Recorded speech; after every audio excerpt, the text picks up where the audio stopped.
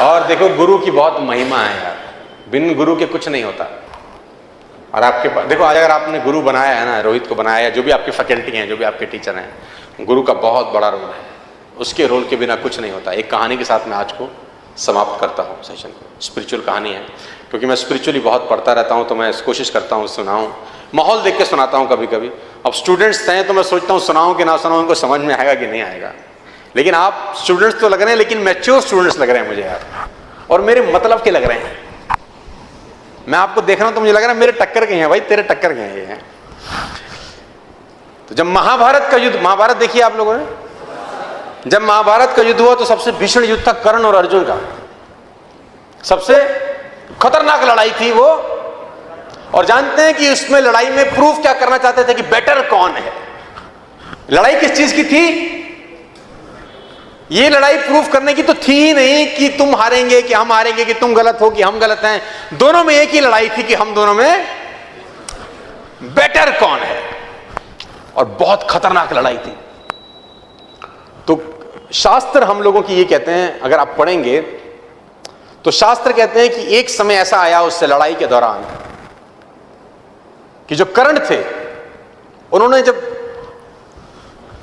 तीर चलाया, जिसको बोलते हैं एरो, और वो तीर जब अर्जुन के पहिए में जाके लगा, तो शास्त्र ये बोलते हैं कि अर्जुन का जो रथ था, जिसपे भगवान कृष्ण खुद विराजमान थे, उनका रथ 3 कदम पीछे खिसक गया। इतनी शक्ति के साथ उसने बाण मारा। कितना फीट पीछे गया? 3 फीट। अब बारी अर्जुन की थी, उसको उसका आंसर। अब अर्जुन ने भी बाण लगाया, और जब वो बाण कर्ण के पहिए पे लगा तो उसके घोड़े जो उस रथ को खींच रहे थे 7 कदम पीछे ले आए। वो इतनी शक्ति के साथ बाण लगा। तो अर्जुन बहुत खुश हुआ। अर्जुन ने बोला भगवान को, हैंस प्रूव्ड, हैंस प्रूव्ड कि कौन शक्तिशाली है। कि जब उसने चलाया तो 3 स्टेप्स, अब जब मैंने चलाया तो। कभी कभी कुछ स्टूडेंट्स के नंबर अच्छे आ जाते हैं तो ईगो भी आ जाती है।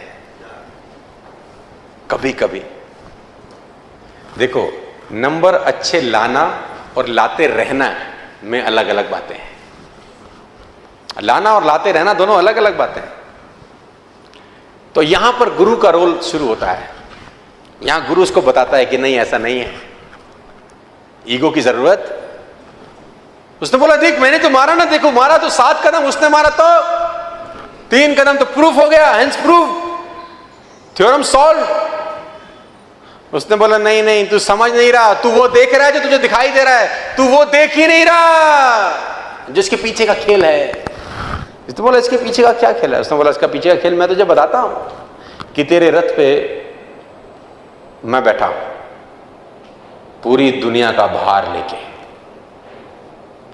और तेरे रथ पे एक और शक्ति विराजमान है जिसको बोलते हैं बजरंग बली, है ना, और उनकी ध्वजा में विराजमान थी। और ये वो बजरंग बली हैं कि जिनकी पूंछ तेरा भाई हिला नहीं सका था, जिसको तुम भीम बोलते हो। ये ताकत तेरे रथ पे बैठी है, उसके बावजूद वो तेरे रथ को 3 कदम पीछे कर गया रे। और तुझे भरोसा नहीं हो रहा तो ये देख।